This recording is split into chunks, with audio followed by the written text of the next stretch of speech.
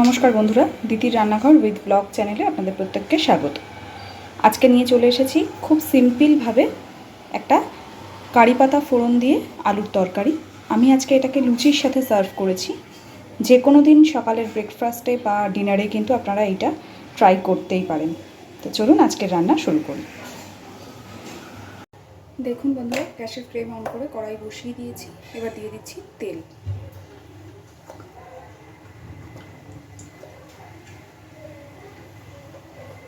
খুব ভালোভাবে তেলটা গরম করে নেব। তেল গরম হয়ে গেছে। ফোড়নে প্রথমে দিয়ে দিচ্ছি কালো জিরে।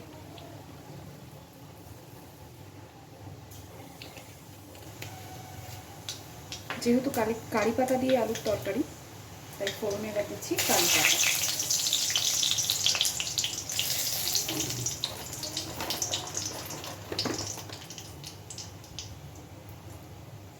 দিচ্ছি একটা শুকনো লঙ্কা। এবার দিচ্ছি পেঁয়াজ আর কাঁচা লঙ্কা কুচি।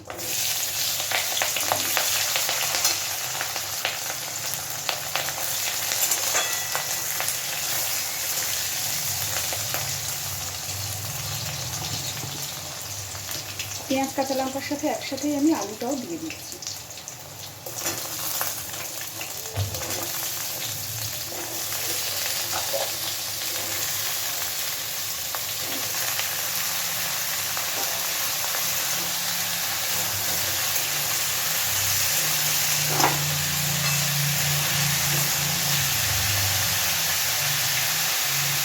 একসাথে এর মধ্যে দিয়ে দেবো এবার পরিমাণ মতন হলুদ আর লবণ।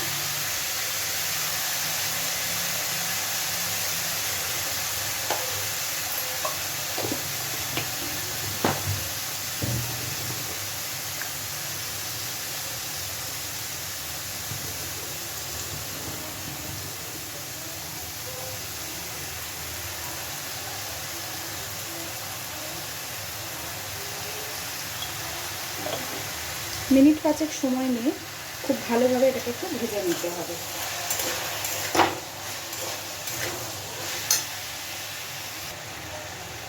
একটু মিষ্টি দেবো আমি, আপনারা চাইলে না দিতেও পারেন।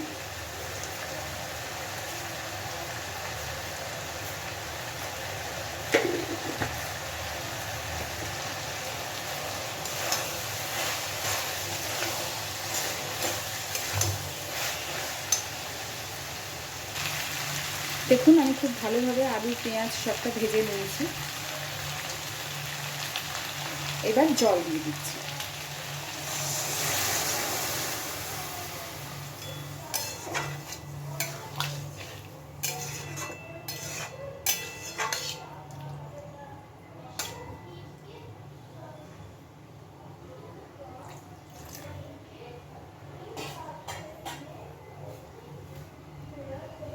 যে যেমন ঝোল রাখবেন তেমনভাবেই জলটা দেবেন। আমি খুব বেশি ঝোল করব না, তো আমি ওই জন্য এইরকমই জল দিয়েছি। এবার এটাকে ভালোভাবে ফুটতে দেব।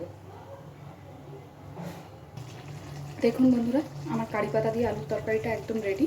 এবার আমি গ্যাসের ফ্লেমটা অফ করে দিচ্ছি।